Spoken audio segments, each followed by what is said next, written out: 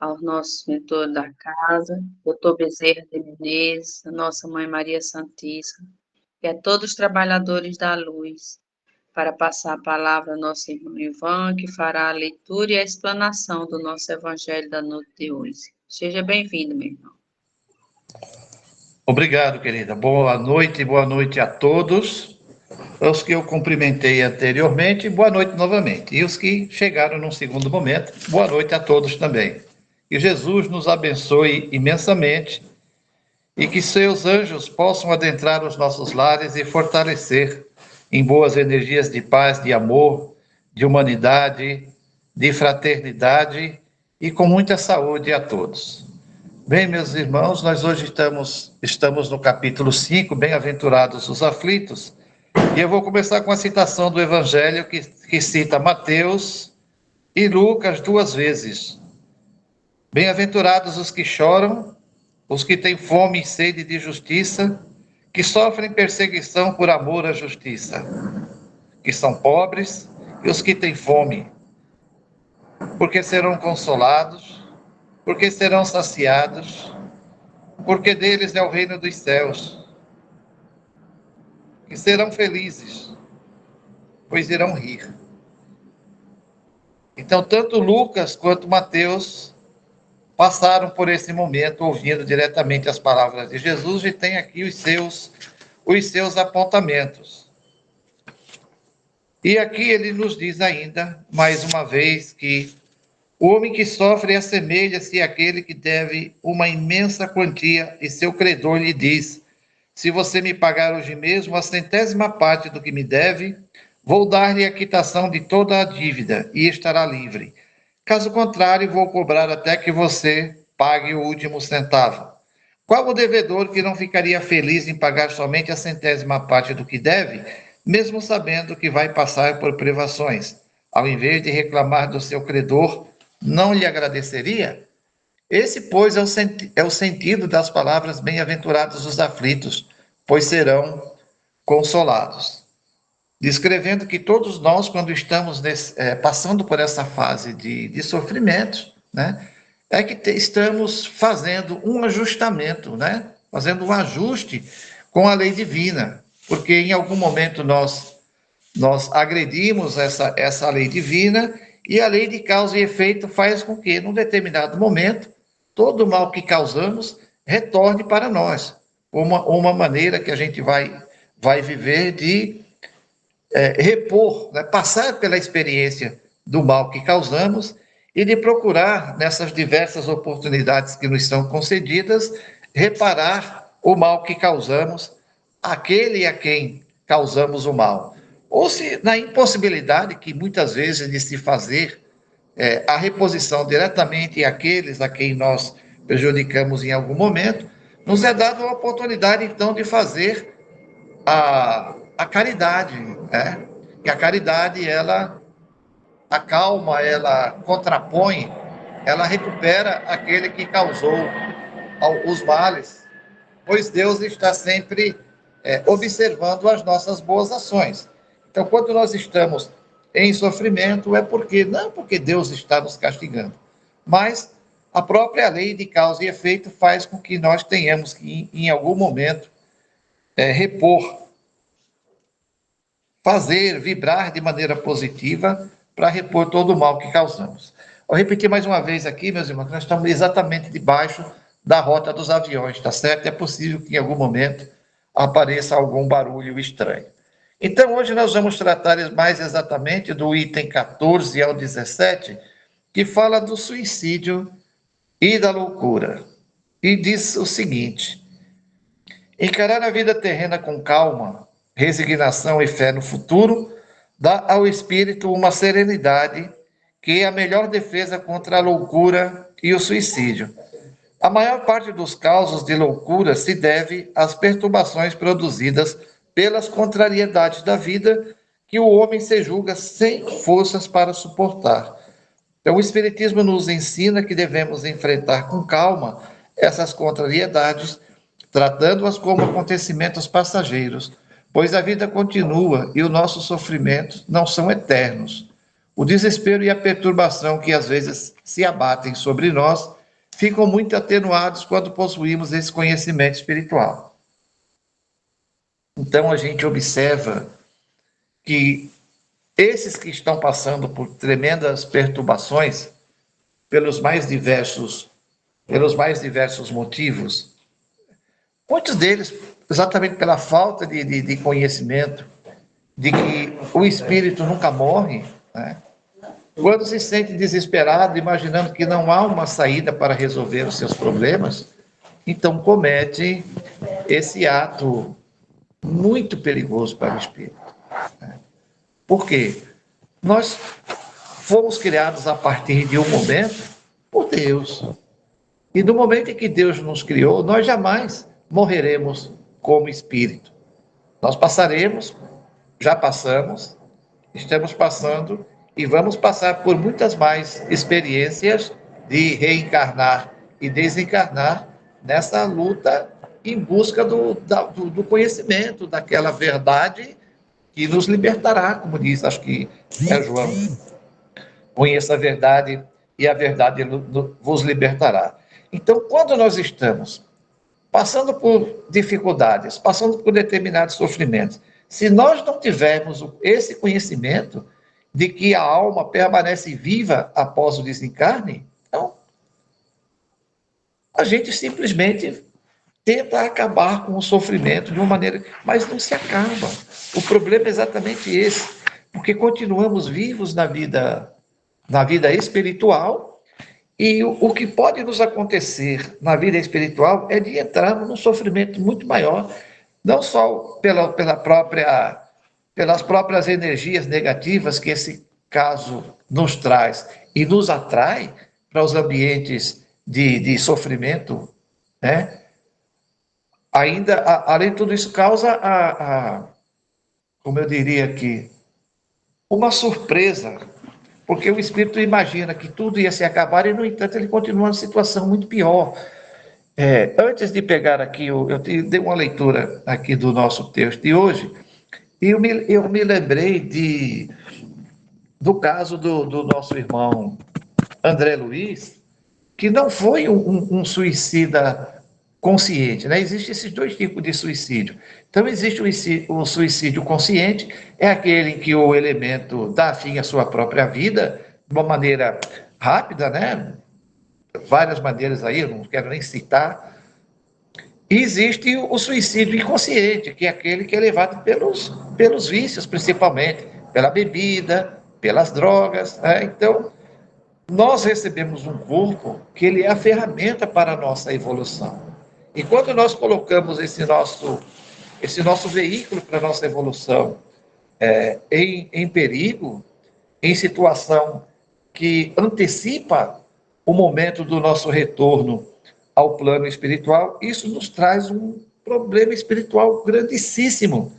Nós nos lembramos, como eu disse agora há pouco, do nosso irmão André Luiz, no livro Nosso Lar, né? Quem não assistiu, dá para assistir no YouTube, gente, não paga nada. É só colocar lá Nosso Lar 1 e assistir. A gente vê que o nosso irmão André Luiz, ele vivia uma vida na sociedade muito, muito boa, né? E devido aos vícios que ele tinha, ele trouxe para si uma doença, e essa doença levou ao desencarne. E ao chegar no plano espiritual, ele vai exatamente, porque inclusive não tinha nenhuma fé. Então, ele vai para um plano espiritual de muito sofrimento, e lá os outros espíritos ficam fazendo chacota dele, chamando ele de suicida. Um fato que ele se revoltava com isso também, mas só depois do seu socorro, quando ele vai transferido para o nosso lar, ele recebe as informações, se não me engano, do Silas, né, um trabalhador da Seara de Jesus, lá em nosso lar, que explica para ele que ele era considerado um suicida inconsciente, porque o comportamento dele levou ele àquilo. Da mesma maneira, os nossos irmãos que praticam esportes de perigo, também ao chegarem no plano espiritual, os pessoal que faz rapel, né, alpinistas, pessoal que gosta de velocidade, que lutam através desses recordes, né, ter seu nome no livro do Guinness, né, terminam muitas vezes trazendo um desencarne prematuro, e no plano espiritual eles são considerados e tratados como suicidas inconscientes. E é muito difícil a recuperação do espírito em todos os problemas de suicídio, principalmente o suicídio consciente.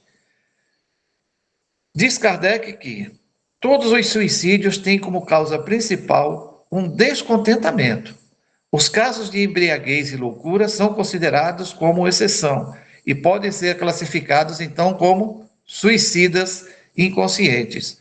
A vida humana, em relação à eternidade, representa bem menos que um dia. Portanto, aquele que tem a certeza de ser infeliz apenas por um dia e sabe que nos dias seguintes estará melhor, consegue ter mais paciência, pois percebe que a infelicidade é apenas momentânea.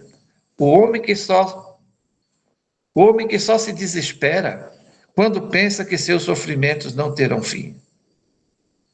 Assim, o homem só se desespera quando pensa que seus sofrimentos não terão fim. Aquele que está oprimido pelo infortúnio e não acredita na eternidade da vida, julga que após essa existência tudo se acabará. Assim, a morte passa a ser a única solução para os seus problemas. E por não esperar nada, ele acha natural e até mesmo muito lógico abreviar suas misérias pelo suicídio. O suicida, por não ter o conhecimento ou por não acreditar que a vida continua e que ninguém consegue matar o espírito, cria para si um problema muito maior ao eliminar seu corpo físico, como eu disse anteriormente. Ao infringir a lei de Deus, tirando a vida do corpo, ele tem seu sofrimento muitas vezes aumentado em relação ao que teria caso permanecesse na terra. Lá vai o avião. Nós temos, eu não sei quantos de nós aqui já teve a oportunidade de ler o livro Céu e Inferno, que trata da manifestação de muitos espíritos que se apresentam para Kardec falando, né, da surpresa quando se suicidaram e se encontram depois no plano espiritual, muitos deles presos, né, numa monoideia do momento da sua própria morte. Inclusive, um deles, que é muito interessante, isso para nosso aprendizado, trata de um espírito que na cidade, não sei se de Paris, mas numa cidade da Europa, ele pulou do cais do porto, né, de um muro bem alto sobre umas pedras. E quando ele foi convocado pela equipe de Kardec, né, tiveram o nome, a espiritualidade permitiu que esse espírito desse ali o seu depoimento. Ele conta que vivia preso, né, num looping do pensamento dele, se sentindo o tempo todo, se jogando de cima do local de onde ele saltou até as pedras embaixo. Ele ficou preso nesse momento por muito tempo, até que a própria equipe de Kardec, né, conseguiu tirá-lo desse monodeísmo e a equipe espiritual finalmente pôde transmiti-lo, né, para um ambiente, para sua recuperação e para dar início novamente à sua vida. Tocar a sua vida, mesmo que espiritual, em frente. Numa outra oportunidade, lendo o livro Memória de um Suicida, esse é um livro muito mais pesado de se ler, né? Ele fala também da surpresa que ele teve quando ele se sente consciente novamente no plano espiritual, em que ele é conduzido, né, por uma equipe de Maria de Nazaré. Ele é conduzido por uma equipe de Nazaré, junto com muitos outros espíritos, para um ambiente de muito sofrimento, até onde ele também é resgatado e vai contar a sua história, a sua experiência, e outros espíritos que atuam também, que aparecem também pelo depoimento desse espírito num livro. É muito magnífico, mas não é todas as pessoas que conseguem ler, não. Ele nos traz algumas imagens mentais bem complicadas. Então, os principais incentivadores do suicídio e que levam o homem à fraqueza moral são a descrença em alguma religião, a dúvida de que a vida continua após a morte, as ideias materialistas e a revolta contra os infortúnios da vida. Quando um cientista, apoiado em todo o seu conhecimento, afirma que após a morte não existe mais nada, ele, na verdade, está convidando os que sofrem a cometerem suicídio. A conclusão lógica, pois se o suicídio é o único remédio para o sofrimento e após a morte se encontra o nada, por que continuar sofrendo por mais tempo? Mais vale buscá-la de imediatamente e atenuando assim o sofrimento. Então, esse é o pensamento daqueles que dizem, né? Isso de espírito não existe, outros acreditam que nem Deus existe. Então, eles são plenamente materialistas. E sendo plenamente materialistas, aquele que tem esse pensamento, como não existe nada, o suicídio é um remédio. É uma questão que ele diz aqui, é até uma lógica. Se você considerar que esse pensamento seja um pensamento correto. Então, o Espiritismo ele apresenta os próprios suicidas que vêm nos relatar a condição infeliz em que se encontram no mundo espiritual. Como estão, né, os vários depoimentos tratados no livro Céu e Inferno. Então, tem aqueles depoimentos de alguns espíritos que tiveram o suicídio consciente, né? Como esse que eu citei agora há pouco, que se jogou de um muro alto, né? E outros também que, em virtude de vícios, por ciúmes, né? Por infortúnios amorosos, são os mais frequentes, né? Principalmente esses de infortúnios amorosos. Então, o Espiritismo ele nos apresenta os próprios suicidas que vêm relatar a condição infeliz em que se encontram no mundo espiritual. Esses relatos comprovam que ninguém viola impunemente a lei de Deus, que proíbe ao homem abreviar a sua vida. Mesmo levando-se em conta que o sofrimento não é eterno, o suicídio traz consequências terríveis para quem o comete. Aquele que estiver tentado a se suicidar, partindo desta vida antes do tempo determinado por Deus, deve pensar bem, pois irá praticar um mal muito maior contra si mesmo. A questão de quando a pessoa desencarna, meus irmãos, as pessoas que já têm algum conhecimento sobre a espiritualidade, aqueles que têm alguma religião, aqueles que de alguma maneira praticam o bem, mesmo que não seja com tanta constância, né? Esses têm uma condição espiritual melhor do que aqueles que são simplesmente, não acredito em nada, não vejo nada disso. Então, as equipes acolhem e conduzem esses irmãos para o ambiente, cada um segundo as suas obras. Aquele que desencarna, por exemplo, num atentado, né? Ou vamos supor, um acidente de carro, que é uma coisa muito comum. Então, a pessoa desencarna ali e, quando chega no plano espiritual, muitas vezes sente o corpo como se tivesse com o corpo ferido, né? Eles declaram que estão sentindo os membros, às vezes quebrados, às vezes a falta do membro, todos os tipos de fraturas que acontecem com aqueles que passam por esses acidentes graves, são relatados por eles lá como se ainda tivesse com isso. Isso é muito rapidamente realizado, digamos assim, uma cura, né?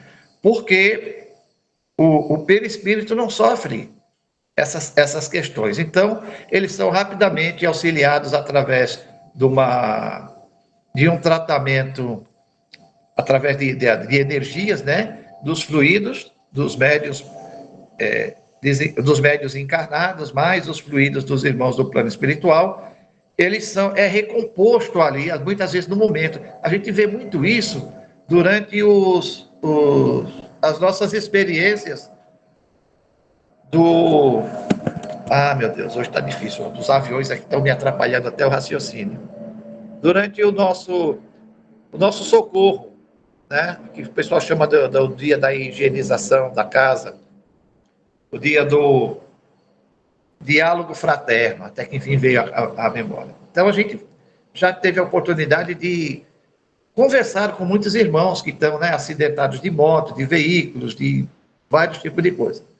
Então esses irmãos, eles são rapidamente, o perispírito deles é recomposto.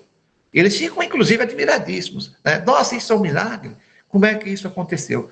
Mas, infelizmente, os nossos irmãos, que são principalmente os de suicídio consciente, eles não conseguem rapidamente essa recomposição do seu perispírito. Quando ele é ferido por um outro, né, a recuperação é rápida, às vezes até instantânea, sempre de acordo com o merecimento de cada um.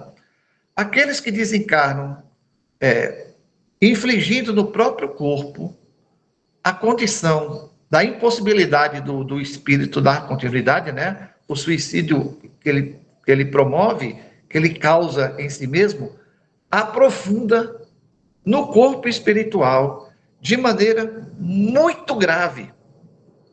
E muitas vezes o espírito precisa passar por mais de uma reencarnação, às vezes por várias reencarnações, para que ele possa recompor o tecido do corpo espiritual. Inclusive, meus irmãos,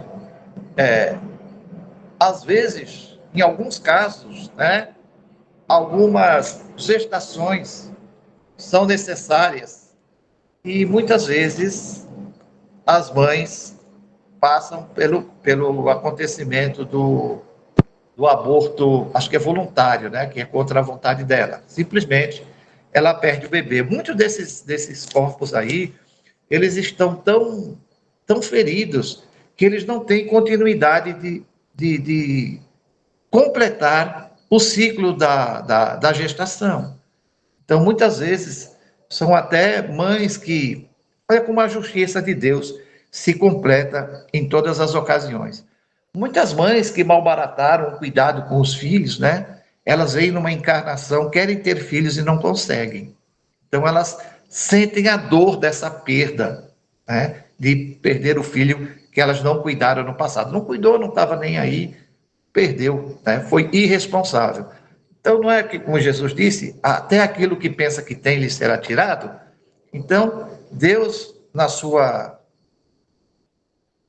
infinita bondade e conhecimento, traz, utilizando essa oportunidade para auxiliar aquele espírito necessitado e punir a mãe que deve a justiça divina. Assim como Jesus disse, não cai um fio de cabelo, né, da cabeça da pessoa e não cai uma árvore, uma folha da árvore, quer dizer, que não seja do conhecimento do Pai.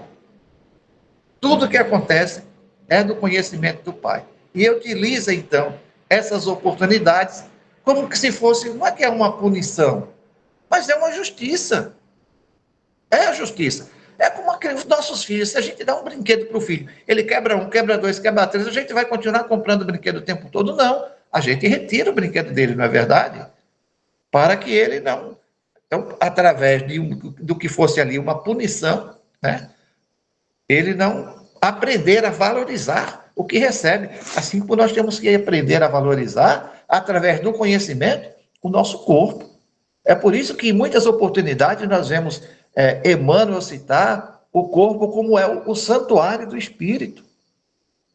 Então o camarada comete um suicídio, às vezes, por ingerir venenos, e na encarnação vem com problema de glótula, vem com problema de estômago, vem com problema... Por quê?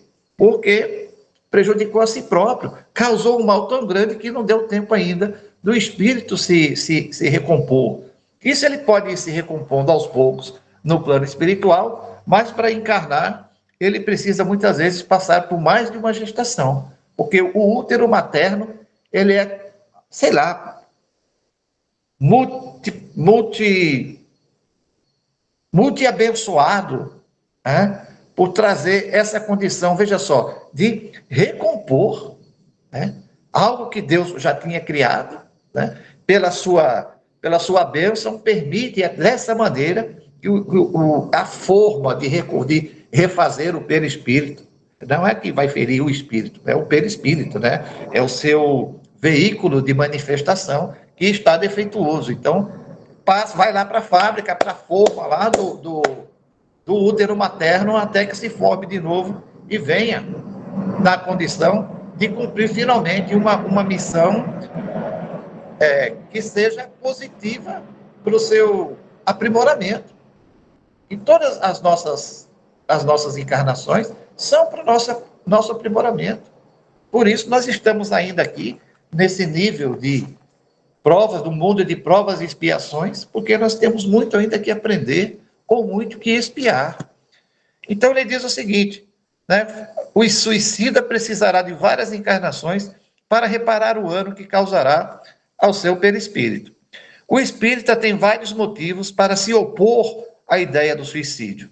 Primeiro, a certeza de que a vida continua, pois ele sabe que será muito mais feliz quanto mais resignado e confiante tiver sido na Terra. Ponto 2. A certeza de que, ao encurtar sua vida, alcançará um resultado oposto ao que esperava, pois se libertará de um mal e encontrará um outro muito pior, mais longo e mais terrível do que qualquer sofrimento vivido na Terra.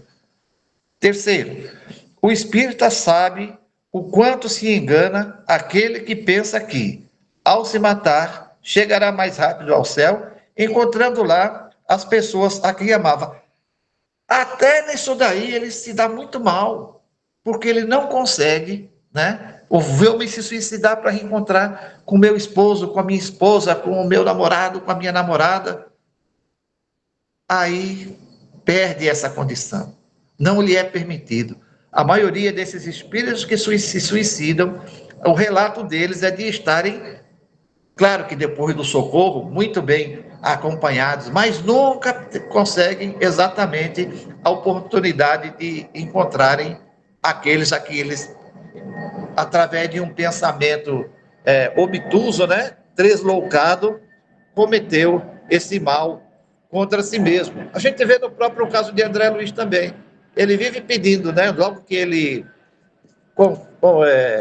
consegue a sua consciência novamente, ele tem muita vontade de procurar a família novamente. E não é permitido a ele. Só é permitido num outro momento, quando ele já está bem mais conhecedor das suas condições, das suas capacidades. Então, item 3, item 4. O suicídio, trazendo-lhe somente decepções, está contra seus interesses. Por essas razões, o conhecimento da doutrina espírita já conseguiu evitar um grande número de suicídios. Podemos concluir que, quando todos tiverem o conhecimento espírita, não haverá mais suicídios conscientes. Comparando os resultados da doutrina materialista com a doutrina espírita em relação ao suicídio, verifica-se que a lógica do materialismo conduz ao suicídio, enquanto que a lógica do espiritismo o evita, fazendo que a observação da vida, evita, fato que a observação da vida real confirma. Conhecimento. Tem um filme, vocês devem conhecer, eu conheci por citações, eu não tive a oportunidade de assistir esse filme ainda, é uma falha minha, que conta que alguém estava sobre o viaduto, né, para concluir o suicídio. E passa alguém e lhe dá um livro. Ele abre o livro e começa a ler, e parece que é o livro, não sei se é o livro dos Espíritos ou o livro do Evangelho segundo o Espiritismo. E ele, pela inspiração, parece que ele abre o livro lá exatamente, onde traz algumas informações a respeito daquele ato que ele queria realizar. E nesse momento, quando ele toma conhecimento da verdade, ele desiste, tornando-se depois alguém que chega a dar ao seu testemunho, né? O que foi que fez com que ele evitasse o suicídio ali? Foi trazer o dinheiro que ele havia perdido? Não. Foi trazer a pessoa que ele amava, que lhe foi retirada? Não. Foi trazer o emprego que ele tivesse perdido? Também não. Foi o conhecimento, através de um livro, né? Que é onde é que a gente busca o ensinamento. Eu acho que quando eu fui fazer uma palestra naquele centro Jesus, acho que é Jesus Resende, eu não tenho certeza. E dentro do centro tem uma frase escrita na parede muito interessante. Ele diz que um livro aberto é um livro que fala, um livro fechado é um livro que cala, e um livro estragado é um livro que chora. Então, dentro de cada livro, ele traz exatamente o ensinamento para todos nós. Eu, quando tinha 13 anos, eu fiz na época chamava-se composição, né? E se falar sobre um livro, escrevi umas ideias tão bacanas lá, que o professor, na época, pediu que eu escrevesse novamente com uma letra bem bonita e levou para apresentar para uns alunos lá de um nível mais alto, porque eu tinha conseguido, naquela composição, falar de um livro de uma maneira tão bacana que ele ia levar para os adultos. Eu não sei onde foi parar, se virou história, o que aconteceu. Como diz aquele camarada lá do Alto da Compadecida, não sei, só sei que foi assim. E assim, meus irmãos, concluímos aqui o período dos nossos comentários a respeito do item de hoje. Eu espero que tenha sido útil para o conhecimento de todos, certo? Então, nós vamos elevar o nosso pensamento ao nosso Pai Celestial, ao nosso irmão Jesus, à nossa Mãe Santíssima, ao irmão Bezerra de Menezes, ao irmão João Cecílio, a toda a espiritualidade amiga que conduz o nosso Evangelho do Lar, os nossos guias espirituais, os nossos espíritos familiares, né? E possa atender, então, a todos os nossos irmãos, aos nossos irmãos suicidas, aos nossos irmãos que têm pensamentos, né, nefastos dessa ordem, que as equipes espirituais possam auxiliar esses nossos irmãos, que possam fluidificar a nossa água com os elementos necessários para a nossa saúde física e espiritual. Então, vamos elevar o nosso pensamento ao nosso Pai maior, fazendo a oração que Jesus nos ensinou, dizendo: Pai nosso que estais nos céus, santificado seja o vosso nome. Venha a nós o vosso reino e seja feita a vossa vontade, assim na terra como em todos os espaços da criação. O pão nosso de cada dia nos dai hoje. Perdoai as nossas ofensas, à medida que formos também capazes de perdoar aqueles que nos têm ofendido. Não nos permita cair em tentação, livra-nos de todo mal, porque vosso é o poder, o reino e a glória para todos sempre. Queridos irmãos, que Deus nos abençoe imensamente e me perdoem se os aviões aqui atrapalharam o som em algum momento ou em vários momentos. Que Jesus nos abençoe a todos. Muito obrigado, meu irmão. Não deu para perturbar, não. E assim, amado Mestre Jesus, nós pedimos a toda a Irmandade de Luz, aos trabalhadores da luz, fazer uma varredura em todos os lares. E se algum ainda estiver em sofrimento, algum irmãozinho, possa ser conduzido e levado a uma colônia espiritual ou um hospital, e que todas as energias deletérias possam ser transformadas em amor, em paz, em harmonia. Peço ainda a espiritualidade superior, ao nosso mentor da casa, Dr. Bezerra de Menezes, a permissão para encerrar o nosso evangelho da noite de hoje, com muita paz e muito amor e muita luz a todos, e até amanhã. Até amanhã.